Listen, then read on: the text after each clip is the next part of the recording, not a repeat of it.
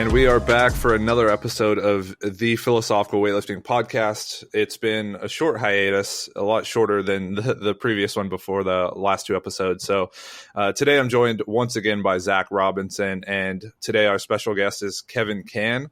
How's it going, guys? What's going on? Hey, what's up? Yeah, so a lot of people know Zac if you've listened to the two previous episodes, which I think they were pretty well received. So thanks to everyone who listened and gave us a share and a like on Instagram.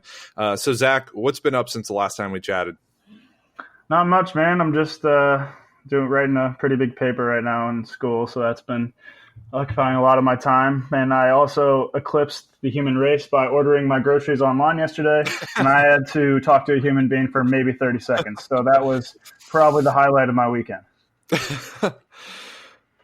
That's all that needs to be said. Kevin, so you recently took a trip to Italy for a wedding. Maybe you can just describe how fun that was, and then we'll get into the training talk after that. Yeah, no, like Zac, I have used Instacart before, and it is great. It's fantastic. It's an amazing world we live in where somebody will shop for me and drop them off at my house. So we were in Italy for Positano, so it's part of the Amalfi Coast we were there for 5 days, and we went to Barcelona for 3 or 4 days. And I'll tell you, I've never been to Europe. I went to Mexico for my honeymoon, but other than that, between always going to school or owning my own business, I've never really vacationed much. So it was a nice rest. And I'll tell you, the Spanish culture, they wake up at 11 a.m. They go to work only to take a break a couple hours later for a few hours to go and just chill out. And I could get used to that lifestyle. That's literally kind of I don't wake up to an alarm here. I kind of sleep for 12 hours, and then I roll out of bed and drink a pot of coffee and start doing this stuff. But it definitely, the difference in culture definitely opened up my mind to a whole new world out there, let's say. Yeah, that's awesome. And you guys are kind of talking about just before that virtual shopping.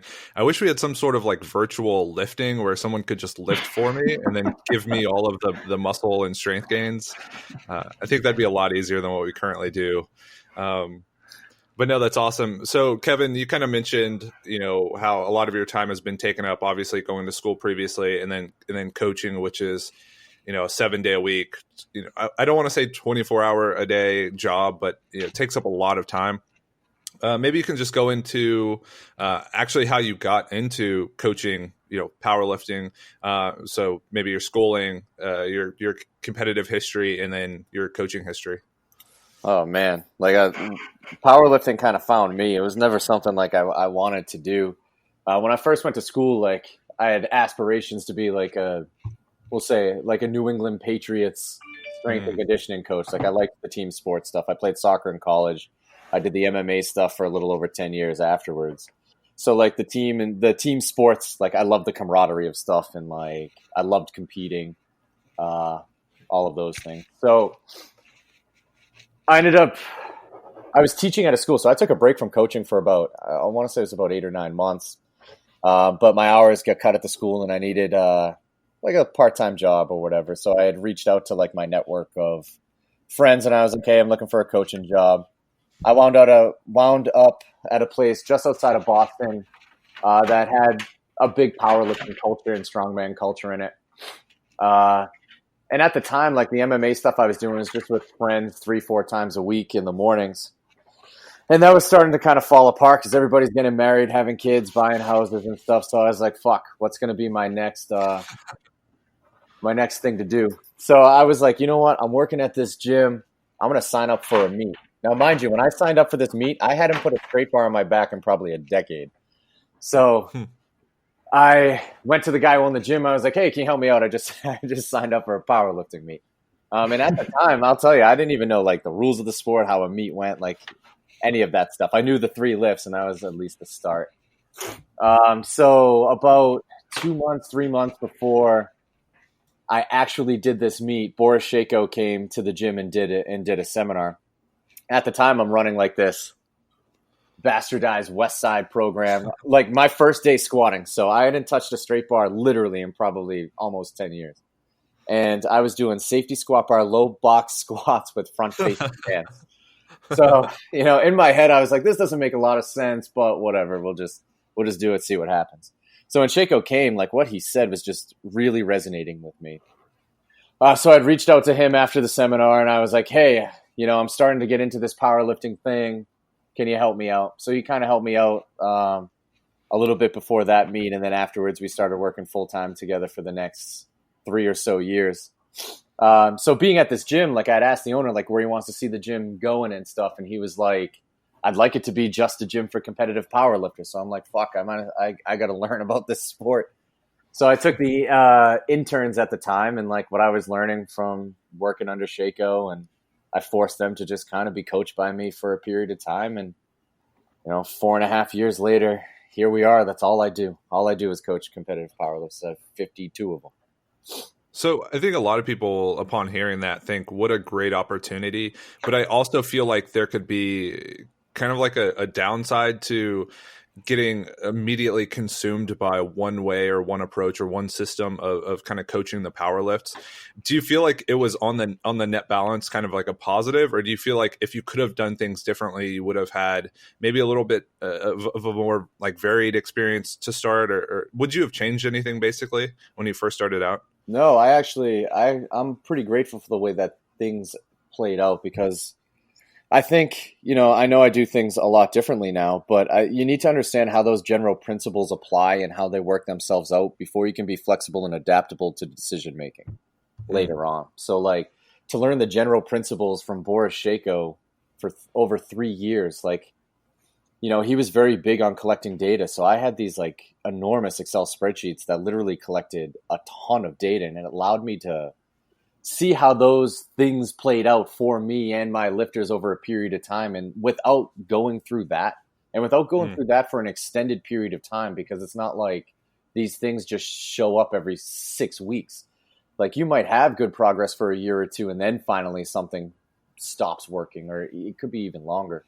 So I do think that I wouldn't have changed anything about that. It gave me a really strong foundation to build off of. Yeah, it almost sounds like it helped develop a framework that you could then operate inside of, but then figure out how to operate outside of after the fact. Kind of whereas when I got into it, it was there was no framework, there was nothing, and it's just like I'm still at this point trying to develop what I would call my system of doing things. Zac, I don't know if it was similar for you.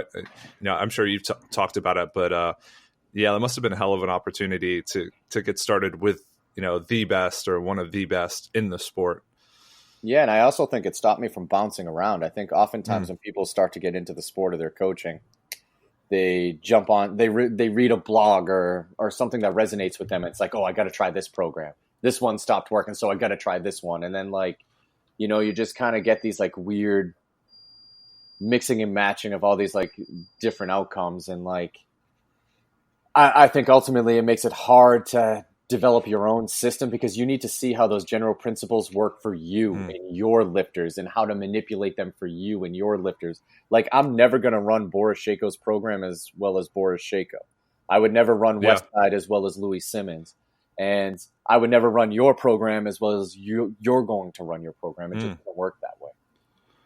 Yeah, I mean, that just reminds me of the whole weightlifting thing where we talk about like Bulgarian training versus like Russian training versus something else. It's like, I mean, that system is nothing without the constraints put on it by the coach and the environment and the athletes, like the quality of the athletes, the equipment, like everything added up to create the system. It wasn't that, there was something they injected into it.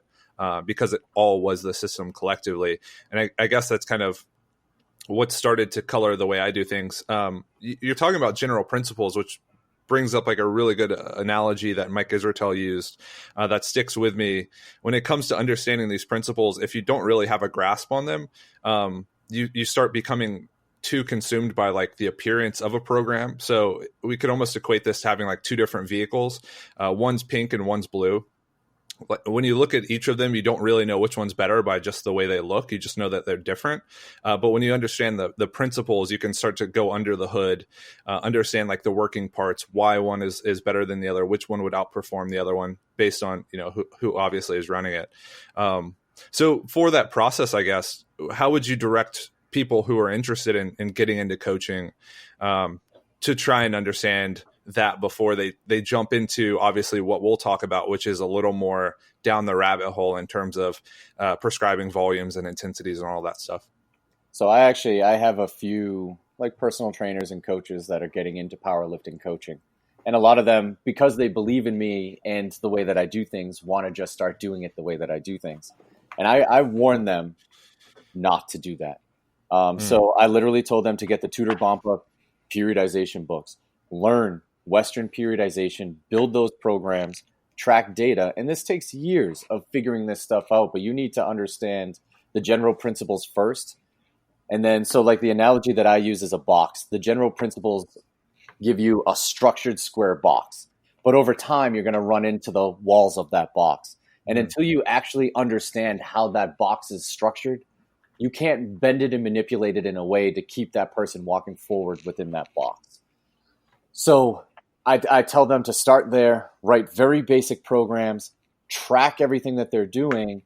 And then when they run into a wall, so they should hit that wall at some point, that's when they can come to me and be like, hey, Kevin, I've been doing this. I'm stuck. What do you recommend here? Because that's how I got to where I was, is doing it like that, getting stuck, asking questions, being observant, and then making those next steps to try to manipulate my program to work for me and my lifters. Yeah. What do you think about that, Zac? Yeah, no, I think you had a lot of good things to say there, Kev. I think the best thing about kind of how you've come to where you are now, I think you touched on it, is just everyone goes through this evolution of going through all these different programs that we all try for ourselves. And at the end of the day, they boil down to the little things that work are these principles that you just mentioned.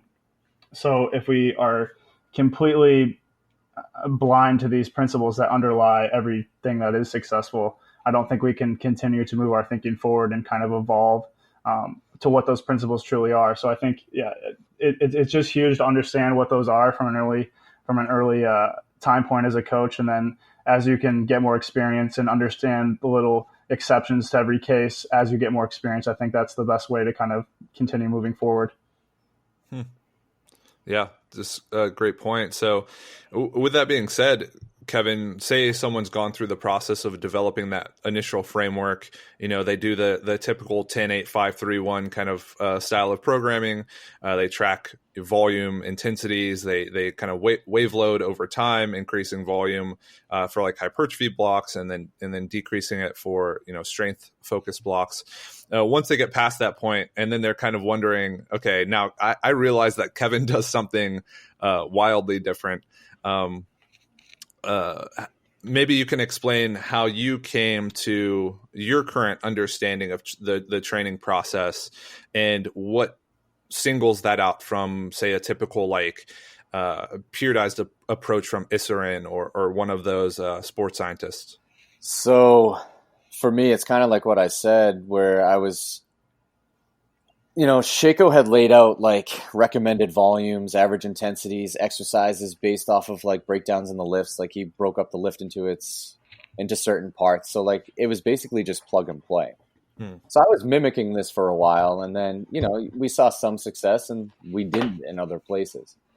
So every time I got stuck, I would ask myself a question like, you know, why am I getting stuck? What's the reasoning? I think oftentimes what you'll see is coaches will blame it on everything other than the program. It's the person's nutrition. It's their outside stress. It's whatever. And I was doing this for a while because it can't be the program. I know I'm putting the pieces together correctly. I can follow simple directions. But then over time, I started to, you know, realize that necessarily may not be true. So I read John Kiley's work, and it kind of opened my eyes, and I'm like, this makes a lot of sense. It definitely resonates with me and what I'm seeing.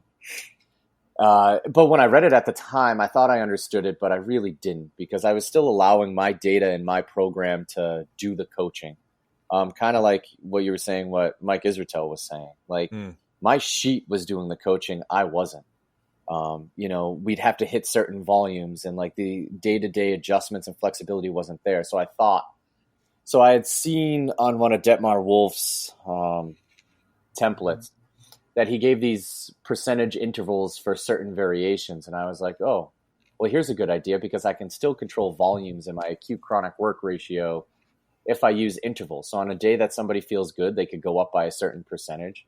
If they went up by more than 5%, they had to take that weight off the bar in a subsequent day so that the volume and the acute chronic work ratio just played out evenly at the end of the week. So I think I'm giving them the ability to be more autonomous in training, but I'm really still allowing my sheet to kind of dictate those decisions for me. And this worked better. So we're lifting a little bit heavier on one day, but maybe lighter on another, and we're seeing progress. But then it stopped. And this had been a trend over a period of time for me for years, where when we got stuck and like I finally was just like, fuck it, let's just try something.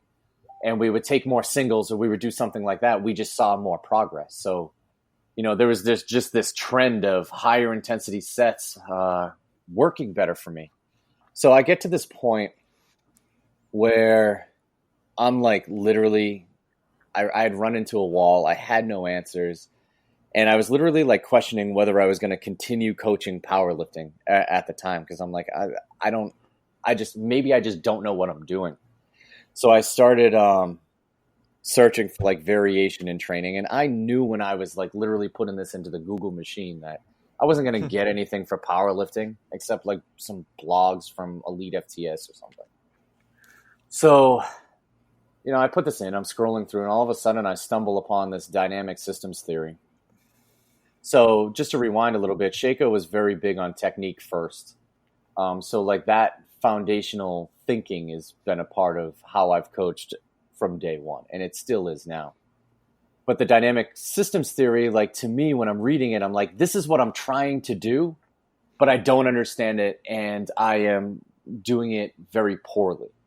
So I dove into that. I had asked some of my like friends and colleagues and stuff like, hey, have you heard about this? And they kind of directed me into some textbooks on it, some other reading and stuff. So like I really like dove in and just started applying that framework to what we're doing. And it really just like opened my eyes and like, you know, explaining that the human body is an open, complex system and there are no answers, and to just embrace uncertainty. And I sat there, and when I'm reading it, I'm like, I'm going to make a list of what we actually know that works. Not, you know, I'm going to dump every belief that I've ever had and just forget about it. Over the course of the last few years, what do I know works? And literally the only thing on my list was a higher intensity set. So that was it. So then I started from there, and I'm like, you know what? We're just going to make sure we're getting 1 to 2 of these sets each training day, and we'll build it out from there. So when I take somebody from week 1, like their program, I got like trolled hard on the internet when I shared it. But I basically it'll literally just give the exercise variation. So I pick a variation based off of the inefficiencies of the lift that I see. So basically in a constraints-led approach, what I want is I want this variation to punish an inefficient technique. So they won't be able to complete the task under certain conditions, and it only leaves the door open for them to do it in a way that I deem more efficient.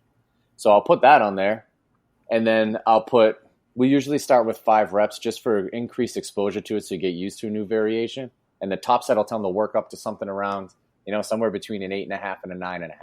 No accessory work, nothing. That is literally all that's on their sheet each day is an exercise and that. And we kind of just like build it out over time from there. And like when I've taken that step back and like it made it so freaking simple, and then I just modify it as I start to see training play out. And I spend more time in the gym making day-to-day decisions and helping them make day-to-day decisions now than I used to before. And like, it's crazy because like some people train 3 days a week, some train 4, some squat once, some squat twice, some squat 3 times, some deadlift once, some deadlift twice, benches all over the place. Like it just like plays out for each individual. It's not like these general principles like that I was talking about before don't apply. It's just once you start to apply it to the individual, it just becomes an entirely different game. Yeah, I have have a disgusting amount of questions and topics now just from that few minutes. I will say it's really interesting. You kind of took like the Rene Descartes approach, where you just absolutely lost everything and tried to build back up to figure out what you could know and understand about training, which is really, really fascinating. I guess, Zac, I'll let you respond to that before I do, because like I said, I have a lot of stuff to comment on. Cool. Yeah. So Kevin, obviously that was awesome, man. As always, you give me some things to think about. So if I can kind of boil down what I understand from your approach, it's that, yes, we have these basic principles, but our ability to understand the way that it needs to be formulated for the individual is lacking. So using these broad strokes, kind of generalizations that people generally will apply, is something that you're trying to take out of necessarily your way that you think about it, so as not to be biased. So a few questions that I have. So if you're using this framework that you're really going to prioritize intensity, especially of one exposure on a given training day, how does that model allow you to find maybe an individual that responds in an opposite way that generally would produce strength gain? So I just always think of Mike T gives the example that Brett Gibbs, on his deadlift, for whatever reason, he seems to really respond to a nonlinear periodized kind of approach, going from the highest intensity to the lowest intensity. Using your approach, how do you think you could find something like that to someone that seems to be very responsive to that kind of circumstance? Well, I think the Brett Gibbs example, and obviously it worked because he won a world championship that year. So this is not by any means a criticism of how, Mike does his things. I think Mike's stuff is absolutely fantastic, but I also think that that's trainable. So if somebody is coming into the gym and they have these expectations and these beliefs about how their deadlift training goes, I do think it can be trained. So if, it may be hard at first, right? And there you may start to see downward performance at first, because like if you think of training, and I'm going to say something absolutely crazy here, but it doesn't really utilize up many physiological resources. Like even if you look at the central nervous system, you can't invoke overtraining in the literature without having some type of endurance component to it. There were these researchers, Bird and colleagues. It was 14 straight days of a 10 rep max squat, but then there was an endurance test towards it. It took 14 straight days for them to start seeing these markers of being what we'll call overtrained. And I would theorize that if you took out the endurance component, they could have just kept running that. Like there was it Zordos that did the study where they squatted heavy for like 30 straight days or something. Yeah.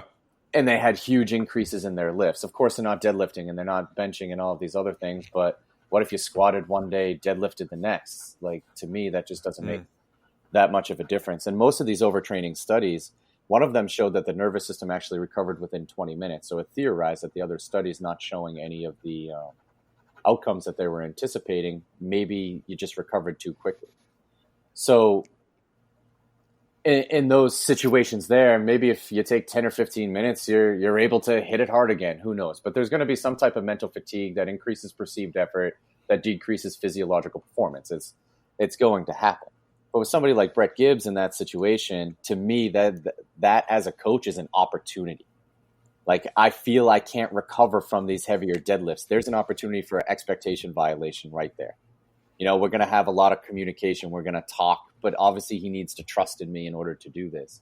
And I think what you would see there is you see an opportunity where you can increase the lifter's resiliency, increase their confidence, increase their buy-in, and increase their performance at the end of the day. Yeah, that's actually really interesting, because in the weightlifting world, very high frequencies, very high volumes is very commonplace. So I know Max Ada talks about, doing a 1RM squat every single day for like I don't remember the exact range, but it's like 8 to 13 years, somewhere in between there. Literally squatting every day to max, like multiple times a day. I think at one point he was up to 8 times a day, maxing out his squat for 10 years. Is just absurd to think about. And then you have other weightlifting camps. the athletes would train 2 to 3 times a day. They would max out the competition lifts, and then they would squat, and then they would, maybe do some type of pull or deadlift or something, and then push press and all these accessory movements. So going in for one heavy squat single, like, to me, doesn't seem like that much work. But you're right, Kevin. I think you have to understand what people think that squat single is going to do to them. And you kind of mentioned it with the Brett Gibbs example. You said if you were coaching him, you would try and train the ability to handle the heavier loads. Do you think most of what we do should be intensity driven? At least the relative intensity should be high every single training day, or at least to get the most out of a training session? I do. And, it could just fall on that I was bad at tracking volumes, right? Like Jason Tremblay, who is a friend of mine, coaches at the Strength Guys, Taylor Atwood, right? The kid won best lifter at Worlds. Clearly volume works for that kid. He's an amazing lifter to watch. The results speak for themselves. So maybe, like, for me, maybe I was just not very good at tracking volumes. Maybe it's a duration thing, right? Because perceived effort is probably the driver at the end of the day. So if you're doing enough to raise that perceived effort, and you have that person's expectations and beliefs of what the outcome of the program is going to be, it can probably work. But for me, these guys work full-time jobs and stuff. Like, if we can get in and out of the gym in less time with a higher intensity set. So I remember Lonecki telling me there was one study that showed strength gains that were similar between subjects doing 4 reps and subjects doing 40 reps. So maybe it's just you need a lot of duration or a lot of intensity. But if the majority of people might be in that middle ground, and that's just kind of why they don't see that success there. But what I like about the higher intensity sets is it trains the mind. If you're perceiving the weight to feel heavier than what it is, it doesn't necessarily mean that your physiological state is incapable of lifting it. Your brain is just slamming on the brakes a little bit. But when you have a team atmosphere and you have a coach watching you, and the coach tells you to go up, and the team is like, yo, that was easy, put some weight on that bar, like, you're training that perceived effort. So what they thought was a 9 might have really been an 8. You put more weight on the bar, there's their real 9. You're upping their expectations of perceived effort.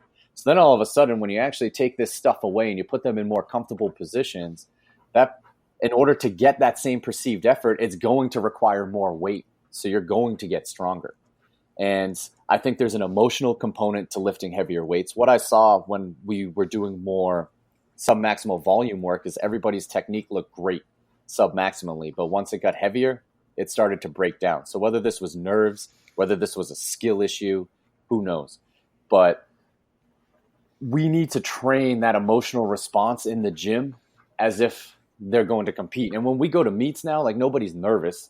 Like, we lift heavy every single day. Usually they feel a lot better on meet day than they do during typical training. So, like, confidence is high. So for me, because I like to elicit that emotional response, and I think training that perceived effort is literally probably at the end of the day the most important aspect. It's not the weight and the measurable volumes. Like, I think as humans, we latch on to the things that we can actually track and measure. And so, like, volumes become easy, average intensity, and all of these things become easy to latch on to because we can measure them. But it's that psychophysiological response that actually drives progress. So it's that perceived effort from the individual. And this is what I say to my lifters all the time is the body doesn't know weight. It only knows effort. The mind is what actually sees the weight. So I think putting that weight on the bar too, having them see it, having them feel it, even if they miss it, I think is an important aspect of training the mind to handle heavier weights than what they're accustomed to.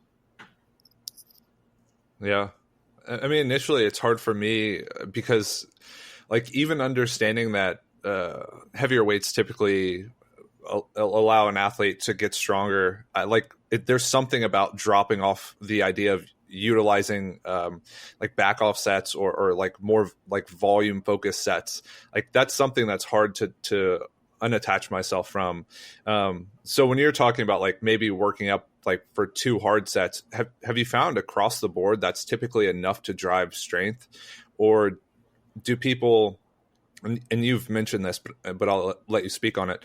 Do people typically perform more volume if they feel like maybe on that given day they need just more work? Is there some heuristic you use to figure out what the appropriate amount of work is on that day for that athlete? Oh man, that's so like context dependent, but so we'll run as minimal as possible, right? So it might be 3 days a week, maybe squatting 1 to 2 days, deadlifting once, benching twice, maybe. We'll start there. So 1 to 2 hard sets of each one on each given day. When progress stalls, so I won't use back offs to drive volume. I'll just add another squat exposure or another bench exposure or another deadlift exposure. So let's say I have a lifter who's squat or bench. Bench tends to be the one that I end up moving quite a bit. So let's say they're benching 2 days a week and they've kind of hit some type of wall. I might have them I might bench a third day. Or if the squat needs a lot of work, I might have 3 different squat variations in there just to kind of keep working and building up that skill.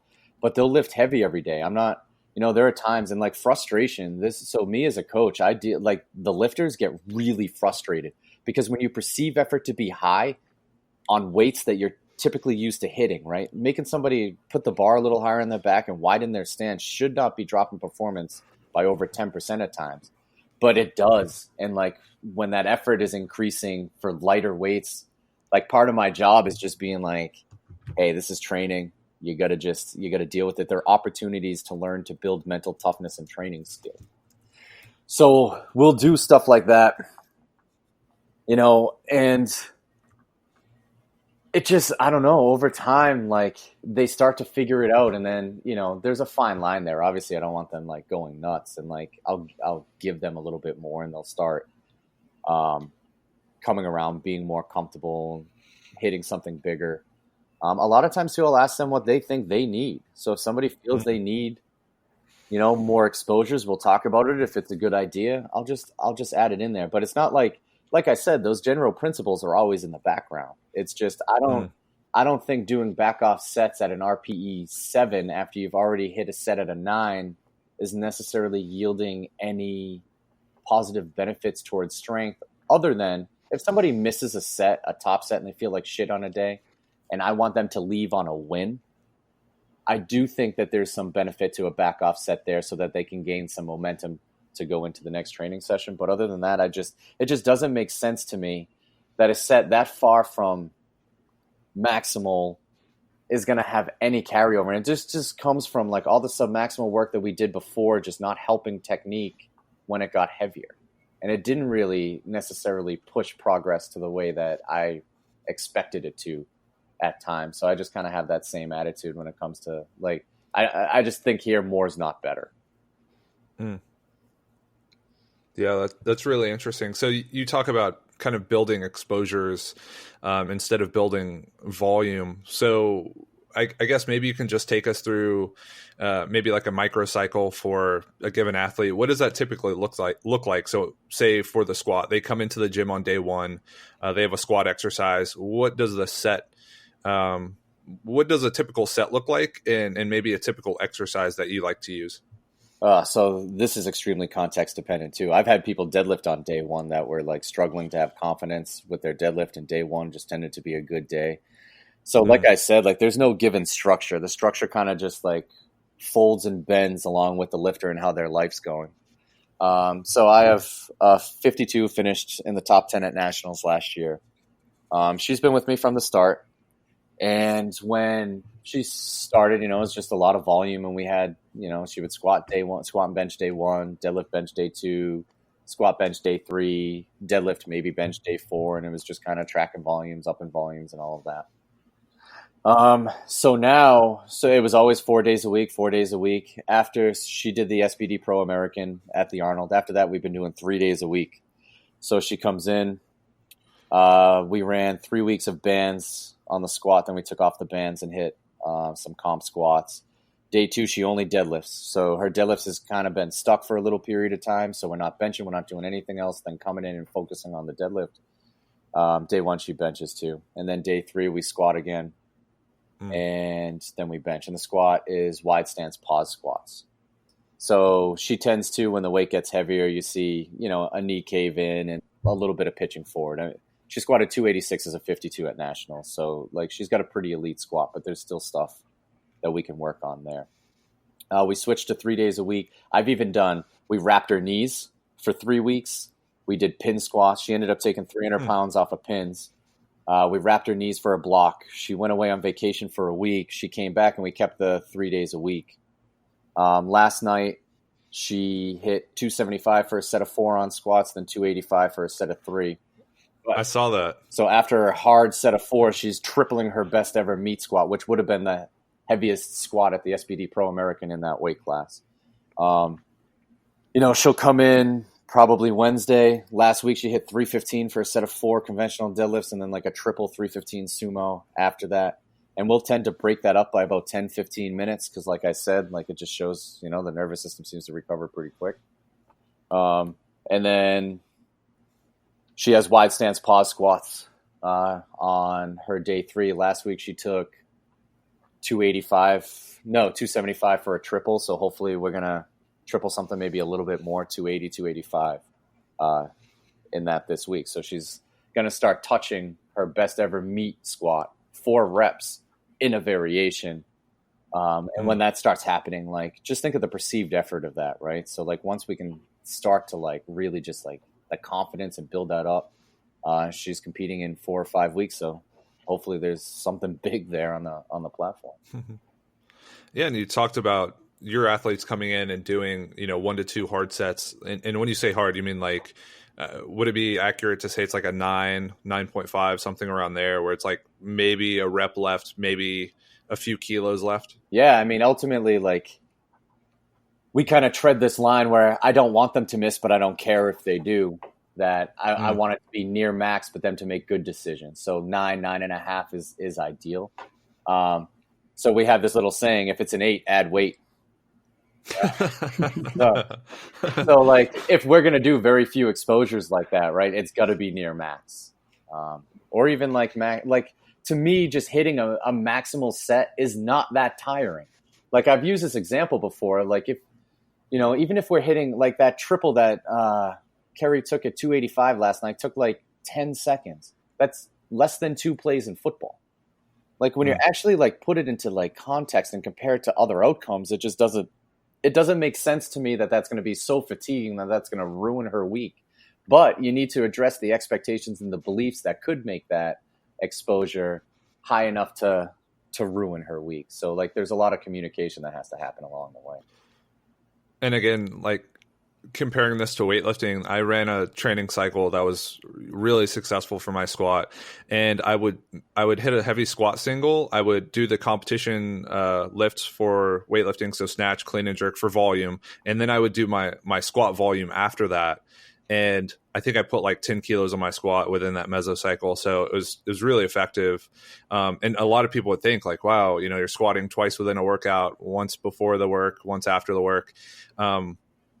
And I guess we've all kind of gotten to the point where we're at. I mean, we're discussing this kind of, I wouldn't say all of our approaches are similar, but we kind of tread the same line through looking at a lot of the research within the pain science world and kind of in like the rehab world. And I actually gave a talk recently, and I talked about the impact of expectations, beliefs, kind of what you've been bringing up. And a lot of people see it as almost like wishy-washy at first, like woo-woo, sensitive, soft stuff. Even when you talk about RPE, they're like, well, how you feel doesn't really matter. And that's a different rabbit hole. But how have you kind of arrived at the point where you're pushing the intensity, which makes sense, right? To get stronger, you're practicing the skill of moving the heaviest weight you can on a given exercise. But also connecting that with these more kind of, I don't want to say like abstract aspects, but these more like less considered aspects within the powerlifting sphere. So attitudes towards training, beliefs towards training, expectations, like instead of saying we're going to train heavy and then have a light day to recover, you're saying, no, we're just going to do what we need to improve, which is, as you've kind of laid out, heavy sets frequently with varied exercises. So have you kind of arrived at this point where you're looking at the entire person rather than a program and its impact on the person? I think for me, I just kind of trust that the human body and its feedback loops will just let you know when you need a rest day. So like when you come in and like performance seems to be down, your perceived effort is going to increase, right? There's no physiological explanation for why you're going to see a dip in performance on this day, but your perceived effort will increase. So maybe this is some type of like mental fatigue that's occurring. So on those days, if they come in and they have to still get that same intensity with lesser weight, it's training the mind. So that effort is still there. And even if they come in and it's a down day, they understand that, they move on. And, you know, I'll tell them like, hey, maybe it's your body just taking a break to hit bigger weights for next week. But I think when you train in a fatigued, we'll call it a fatigue state, even though that's probably a poor word. But when you train in this fatigue state and you're hitting those intensities all the time, dude, I'll tell you, like when you come in and you feel like fucking shit and like the weight's just not moving, but it requires you to like really like bear down, concentrate. The self-talk becomes really important. Like it builds mental toughness. And I'll tell you, for every day that somebody comes in and has a down performance day when they feel like shit, there's just as many up performance days too. And then there's your expectation violation. So then they start believing that, hey, you're right. Fatigue is not affecting me like the way that I thought that it would. So now, you know, over time of doing this, they come into the gym and they don't expect anything. They could have had the worst day, but it just doesn't matter because they understand that we don't know what's going to happen until we start warming up. And even then, I may perceive the weight to feel heavier than what it is, but I can trust my strength and I know I can still hit my numbers. And, you know, we don't compete under ideal circumstances all the time. So this like just hones in to me the skill of actually competing, like understanding what you're capable of on a given day. It's almost, you know, like for me, when I'm training, I think of like when I rack a bar, I put a bar down, I like kind of assess mind, body, and spirit. So my mind is perceiving this weight to feel heavy. Maybe my legs, I can feel the throbbing in my quads trying to hit these weights, but I'm watching the video. My spirit is still strong. So I'm going to go up because I know that there is more there. So it just kind of like, it just teaches you that like to embrace the uncertainty of things and just enhance your training skills so you're getting the most out of each training session. If I sat there and I'm just like, hey, we're going to take a light day because we went heavy the next day, maybe that's a day they would have hit a PR. Like I'm not smarter than the human body to be able to dictate those things. And if you do that, you never get those mental lessons. And I will argue that this sport is 99% mental. Like physiologically, you're not doing a lot of work. It's ultimately like, if your brain is not ready to hit bigger weights, you absolutely will not hit bigger weights. And I remember, I think this was on Mike's, what's he call it? Titans of Powerlifting with Bo Moore, where he was like, Ray Williams never squats 1,000 pounds without somebody like me hitting 800 pounds. And he's right. Like you need to see those things and it frees the mind to be able to understand that these things are possible. And you've seen like gradual increases in all of these records over time. And it's not like it just went from 800 to 1,000. Like there's just these gradual increases. And I think that's, you know, you see it in endurance sports, you see it in other sports. And I think that's a huge component of all of this. Yeah. Zach, you want to jump in? Yeah, I got a few questions for you, Kevin. So I think, I mean, definitely recently you mentioned some of the research that has like sparked, I think, both Josh and I's interest in these really hard sets that are really good at training a lot of the things that you just mentioned.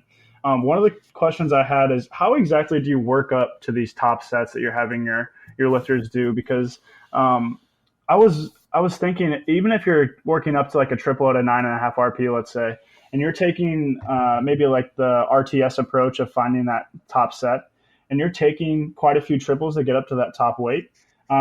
If you did like a triple at a 5 RP, a 7 RP, an 8, 9, 9.5, to me that seems like actually quite a bit of work that's hidden in there. I could be totally wrong in how you actually do that, but it just kind of seemed front-loaded to me rather than back-loaded, maybe that Josh and I would more commonly recommend. If you care to kind of talk about that a little bit. Yeah, no, I have that same question in the back of my mind, but they are the ones that come up with their own warm-up. So for Kerry, who squatted last night, she literally goes 135, 185, 255. I mean, 225, 255, 275, and then her 285. And those are just singles? She took, no, I think she took fours on all of those. Okay. But I'll have other lifters. So I have a kid in Texas. He's an 83. He's pretty strong. Who will take huge freaking jumps, and it'll be like double, double, double, single, single, what he knows he can hit for the recommended reps on the top set, that just kind of, that'll be hard set number one and kind of dictate where his next jump will be. So he's getting very little volume with his actual like workups and stuff. And he just took a pause box squat with his all-time best, which he had just hit like 4 weeks previously. Awesome. So I think, for me, when I think about that, because, I have other lifters who do take more workup sets, but I think it's more of a comfort thing, right? Like, I still think like perception drives the car here, where some lifters are just not comfortable taking huge jumps and feeling that heavier weight on their back because it kind of throws them off a little bit.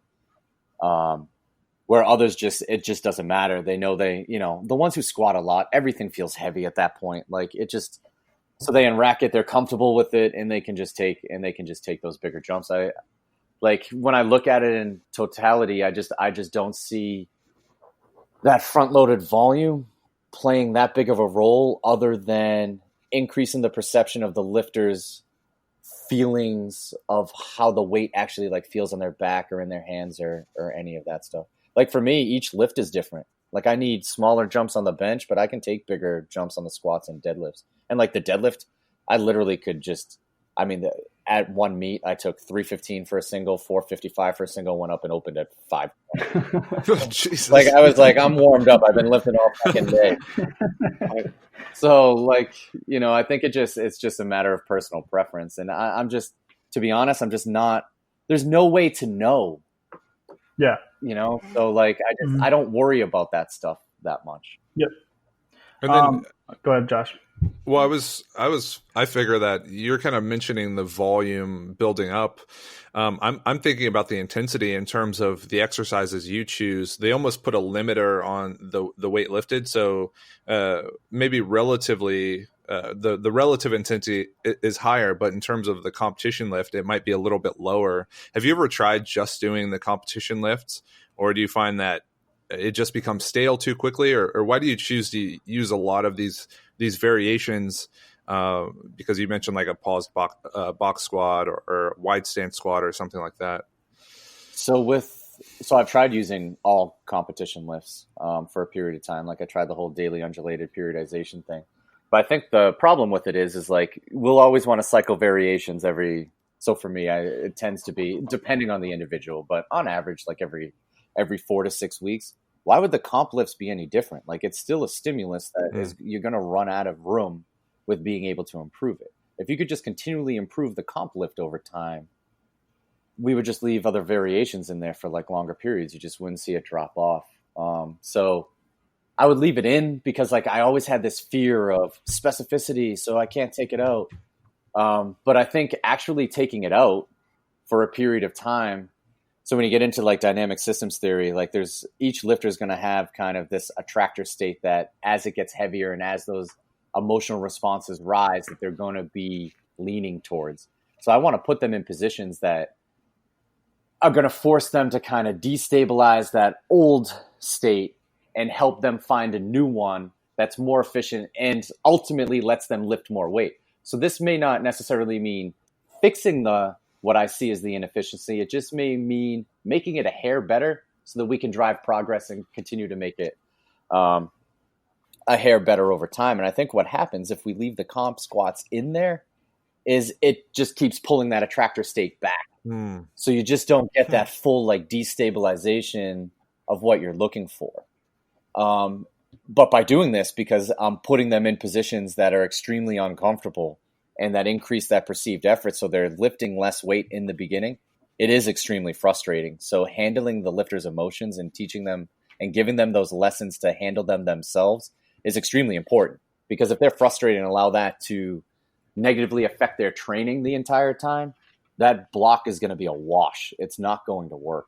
And what you'll start to see though is like all of a sudden when everything starts to click, no matter, so somebody like Kerry right now, she hit 300 off pins. 2 months ago, she tripled 275 in knee wraps. She's now pausing that for triples in a wide stance squat. You start to see all these variations. You're able to hit those bigger numbers. Like there's just not that much of a drop off anymore. And that's what tells me that like something big is there once we get a little bit more comfortable. Like think of it biomechanically, like just moving the feet out 2 inches shouldn't change the squat that much, but in some cases it absolutely can. And it does, you know, the wider you are, it increases the perception of pitching forward. So you may still be able to complete the task. You will up until the weight gets to be a certain point, but you're aware of it more. So it forces you to concentrate on it more. And all of a sudden, like you're starting to stay upright in this variation, and then you can start to load it up because the strength is there. It's just maybe in that comp lift, you're letting some of it go away because you're not as efficient as you could be. You learn that efficiency, and it doesn't matter where you start to put your feet or anything else. So would it be fair to say that you think the exercises are similar enough to where if you see a bump in performance, say on a paused box squat, if they're handling weights that are exceeding or at their competition best, the transfer is going to be there regardless? Like, because that's where I kind of get stuck up is if I mean, maybe it's just like my bias of using the competition lifts. But if you never have them in, or if you don't have them in as much or as frequently or at all, it's hard to gauge transfer. So is it something you figure out after the fact, or in your experience, it's maybe not 1-to-1, but it's like 0.75 to 1 or 0.5 to 1? Yeah. So each variation is going to be a little bit different. And obviously if I'm adding, you know, if we're doing a high bar wide stance with a pause, it's probably you're going to see a little bit more of a drop. But on average, like people tend to hit on these variations between like high 70s, low 80% for fives. And then there's, you know, roughly 5% incremental increases for each like rep range. So in fours, most people are hitting around 85%, maybe a little bit more. And then when you see this big jump, so I have this theory that strength just kind of, this was explained to me by somebody else, but like strength just kind of builds in the background. So you get these small spikes and valleys the whole time. And I think in a lot of times when you hit a 5-pound PR, that probably was there 6 weeks ago, but there's your small spike. You have a little down day. There's your little valley. And it's just these like spikes and valleys, spikes and valleys, spikes and valleys. And then this big spike. So like something like Kerry hitting 275 for a triple with knee wraps, all of a sudden being able to pause that, hitting that for 4, like you're starting to see the climbing of that big spike. We call it, like around here, we call it catching a wave. So like each week you'll just hit these like larger and larger and larger numbers. And then all of a sudden you're putting 20 pounds on a lift. And, you know, for me to gauge it, it's just, so I have this guy's a coach in Buffalo. His name's Vin. He had a back injury when he started with me, and hasn't really made any progress in about a year because it's just been like on and off pain. So all we've done is just found creative ways to try to increase perceived effort. So he's barely touched over 400 pounds on a squat, and he's squatted 500. That's his best. So what I started to do is just give him really insanely long tempo squats, like 802, 305, like, Jeez. like just, it's just like, let's just see what happens. And, you know, we've gone a few weeks now without any pain and just seeing increases in performance. He took 5 kilograms less than his opener in his last meet for a relatively moderate set of 5. So even without touching the bigger weights and just putting them, you know, and we were doing like wide stance and stuff like that too at the tempo, and just putting them in uncomfortable positions and increasing the perceived effort to make it similar to what you're going to see under those heavier weights. And it was his second time doing comp squats with me in about 4 months. And it went very well. So to me, it's just, as long as effort is high and we're squatting, we're deadlifting, and we're benching, it doesn't matter where you're like putting your feet, where you're putting the bar, where you're putting your grip. I had another lifter She pulls conventional, and her deadlift is her weakest lift, and she competes at nationals. When she started doing sumo, she was not even touching 300 pounds, and it was 100 pounds less than her competition pull. But the effort was really high, and all of a sudden we bring the competition lift back, and she's hitting much heavier weights than she's ever. She took 30 pounds less than her. 20 pounds less than her best meet pull for a set of 5. So like I think as long as effort's high and we're doing a deadlift and a bench and a squat, that there's going to be a lot of carryover. Yeah. Zach, what do you think? One question I have on that, Kevin, is so every coach, and obviously your experience with Shaco is going to highly give you a better grasp on this than a lot of people, but we all as coaches are going to have this arbitrary model of what technique is supposed to look like for an individual. Based on that, how do you go about finding the exercise that you think is going to elicit the skill acquisition that you're looking for in the competition lift? Just granted that your bias is probably going to influence that in some way. And I always think about Mike T talks about this self-organizing technique. And I think a lot of that is, like you said, putting somebody in an uncomfortable position and kind of letting them figure it out. But yeah, I'm just curious how you kind of go about that process, thinking that everyone's technique is probably individualized. Yeah. So the self-organizing piece of it, I think a lot of people misunderstand, because our job as a coach is to guide that self-organization. So pitching forward in the squat, somebody may be stronger in that position at this current moment in time, but it doesn't mean it's going to give them the highest ceiling. It also doesn't mean as a coach that we just have them handle lighter weights and let their total go backwards, because that's not our job. So it's finding a way to try to get them into more efficient positions while, our job is to increase progress, is to keep progress rolling forward. So let's say somebody's pitching forward in a squat, right? I've talked about this quite a bit, but like the perception of what it feels like going into it, like their confidence, what they think the movement, all of those things, their expectations, their beliefs, all play into these pre-planned predictive processes. So if they're pitching forward in the squat, when I sat here and I was thinking, how can I change their perception of that, or at least increase that feedback that they get from that exercise? Because the greater the feedback, the more likely the change that's going to occur. This is another reason why like missed reps aren't a huge deal to me, because it's a great error, so it's a great learning experience. So I was like, all right, well, we can get a more vertical torso if I put their feet wider and put the bar higher on their back. So here's our high bar wide stance squat. So if you pitch forward in a high bar wide stance squat, even if it's a little bit, it'll be less than you're used to in your competition lift. It feels like a lot. It feels like the earth is spinning in front of you. So just increasing that feedback for them, they become now grossly aware of it, and they understand that they have to make some adjustments or they won't complete the task. And then what you'll see here, I think in a lot of cases, is you'll see it'll work a little bit, maybe not like you would intend, because learning takes time. It's not like every 4 weeks we just learn something and we move on. So then instead of just changing the variation after 4 weeks, I might do high bar wide stance pause on the halfway up. So now we're slowing them down out of the hold, teaching them to control their positions. I call that part of the squat, from depth to like halfway up, the oh shit zone.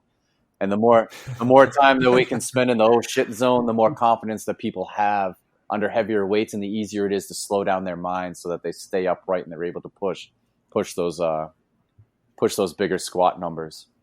So for me, it's just finding a way that if they're pitching forward, I don't want them to be able to complete the task.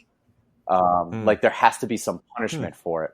So what a constraint is it punishes that part of it and only leaves the door open for you to do it in a more efficient manner. So a high bar wide stance squat for pitching, if you pitch too far forward, you just won't get the weight. So it only leaves the door open to be a little bit more vertical with the torso. And like high bar squats alone can do this, because it alters shoulder position enough where it does change that perception of the lift, where, you can run a cycle of high bar squats, all of a sudden put it down a little bit. The shoulders are a little bit more forward and are a little bit more upright. The lifters, their back's a little bit tighter. It just looks better. Like, sometimes you don't have to be so drastic with the changes, but it depends on the lifter. And the variation, in order for it to work, it has to punish that negative, what I would consider that inefficient movement. And it needs to only leave the window open to do it in a more efficient manner. If you're just applying random and this is why I think West Side doesn't work outside of West Side, is people just use random variations that aren't constraints. They're just random variations. They're not leading to any increases in skill under those circumstances. I actually noticed that myself. And as per a lot of your information, I've changed the way I've been programming for one person specifically, just giving her wide stance high bar squats. And then we actually have started doing pauses halfway up, which I've found to be great for just building an awareness in that position. Instead of just kind of like rocking back and then transitioning through, you're stopping, trying to figure it out, and then kind of stand up a little more fluidly. And then that also kind of reminds me of the time where I just expected everyone to do the same variations because that's what everyone did. So for sumo pullers, you do a pause off the floor because that's where, everyone has the most trouble. But you're right. You just don't see that same carryover if you're not picking the exercise that constrains the lifter appropriately. So I think that's where kind of the coach's expertise comes in guiding the process. So I guess like the kind of the model or system you've developed seems to work well. And you talk about the coach and the athlete needing to have a lot of interaction and communication. How do you go about doing that in an online medium? Because that's another trouble I've ran into, Zac. I don't know if you've experienced the same thing, but it's just so much different trying to communicate stuff to someone who lives a few states away versus in the gym where you can hands-on tell them and show them what to do, how to pick weights, all of that. So I actually, we have a large group chat on Slack, and we have these different like threads. So there's a training thread. So a lot of times the online people will be like, "Hey, just hit this set. What do you guys think I should take next?" Like they, I try to take those environmental pieces and just let technology kind of help bring everybody together. So we have a private Facebook group page that we talk a lot on. We have that Slack piece. And I also, everybody creates like an Instagram account to post their videos and like for me to do their programs and stuff, even if I see them in person. And this is a reason why too, I like to be able to review them and stuff. Don't get me wrong. But if I make all the in-person people do it and all the people that aren't in person, it brings them together on that social media. So they all follow each other and support each other and, give each other feedback on that too. So it's not easy and it's not ideal, but you can still bring some of those environmental components into it with just like modern technology. And that's what I do. And my phone, I'm never not texting somebody. Like I have lifters in other countries with time zones and stuff that are, "Hey, today's tough. What do you think about this?" Like, I feel them, how should we, just making those day-to-day adjustments. Like they'll send me videos and we'll chat about it and I'll help them. So I don't ever give them answers. So they ask me a question and I always answer the question with a question so that, they can start to develop that training skill. And I'm sure that adds to their frustration at times. But it's not easy. And I don't think I could take many more people than what I have now just because that relationship component is so important. Yeah. That kind of reminds me of something Quinn said in reference to physical therapy is like, my job is to get the person not to need me. It's to never come back. And then just to get new customers kind of coming in instead of repeat customers. So when you mention that as a coach, it's like helping the athlete develop an ability to, pick weights, correct their movement, do whatever they need to do so they don't have to rely on another person and they can kind of become self-sufficient. So as we kind of wrap up, Zac, is there anything else you want to cover? Any questions or topics you have?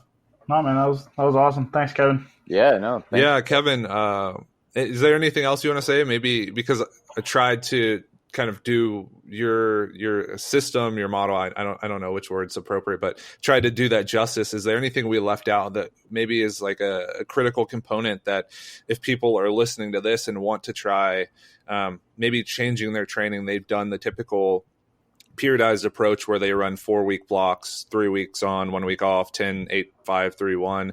And something's not working, or they need a change, how would you advise they go about adapting their model to kind of become more in line with what you found works best? I think you gotta trust your gut. Like, if you believe something will work, try it out and just try it. Just keep trying things. One of the biggest things is that I try to encourage is that self-efficacy, because at the end of the day, no one else is stepping on that platform and getting underneath that weight other than yourself. And you need to be able to trust yourself and trust your strength and be able to make those decisions on your own in training to get the most out of training. So just trust your gut, try things, see what works. And you got to have fun. If you're not having fun, you're not going to see the success. And to me, just following a program of just doing competition lifts would just be boring. So if you want to try something, fucking try it. Have some fun. The Japanese smoke cigarettes in between their sets. You want to have some fun, rip some butts, have some laughs. I think that's it. Yeah, and that makes sense. I think kind of my takeaway from this podcast is just kind of understand why you have restraints. Understand, for me, it's understanding why, obviously there's a reason, but understanding why we have as much volume work as we do after a top set, or why we pick the exercises we do, why we exclude exercises or repetition ranges. It's just figuring out those restraints or constraints, because they're kind of just built into the model, I guess, and you just take them for granted and you just leave them there. So I think maybe that's kind of my takeaway. Zach, is there anything you're thinking about now or looking to do based off of what Kevin said? I think it gives you so much to think about, and just realizing always that there's just so many more pieces of the puzzle than simply the things we read in the textbooks. Just take into account all the perceptions that the lifters have, and just using their feedback that the numbers on our spreadsheet are never going to be able to tell us, is just always something I'm continually trying to work on, and just allowing that to influence my decision making than some calculation I made on Excel. Yeah, completely agree. And for everyone listening, Kevin, where can they find you obviously you have a podcast and you put out a lot of information, but so if people want to consume that, where can they find you and where can they reach out to you if they have questions? So my podcast is Boston Strongcast. You can find that anywhere you find podcasts. My Instagram is KWCann. Our team's is Precision Powerlifting Systems. Usually I respond to, if somebody messages me on Instagram, that works. My email is cannperformance@gmail.com if somebody wanted to get in touch with me that way. I'm not very active on anything else. I'm on Facebook. I don't use it that much. I don't use Twitter. There's just too... I can only deal with so much social media, so Instagram's fine. Well, I've heard a few stories about Dr. Bondarchuk, and one guy is a weightlifting coach who threw with him in Canada. He said he would have to avoid, or maybe it was Derek Evely, but he said he would have to avoid talking to him because he would go down so many rabbit holes and start to question everything. And that is Twitter for me. People are putting papers up nonstop, and I just go down so many rabbit holes, start to question my own beliefs and ways of operating, to the point of probably not being useful. So I completely understand that. Zac, where can people find you if they want to reach out to you as well and talk to you about your views on the training process? Yep. I'm also on Instagram at zac.datadrivenstrength, and that's pretty active on there. And if you want to have a conversation, always willing to chat. Yeah, and just right before I kind of finish this off, Kevin, you said your team was growing. Are you still taking athletes if people are looking for a powerlifting coach or someone to help them with their programming? Yeah, I have very few spots available for that. So if somebody is interested, you can reach out. We'll make sure it's a good fit, and we can take it from there. Yeah. Well, thanks again, guys, for joining me for another, what I perceive to be a great episode of the Philosophical Weightlifting Podcast.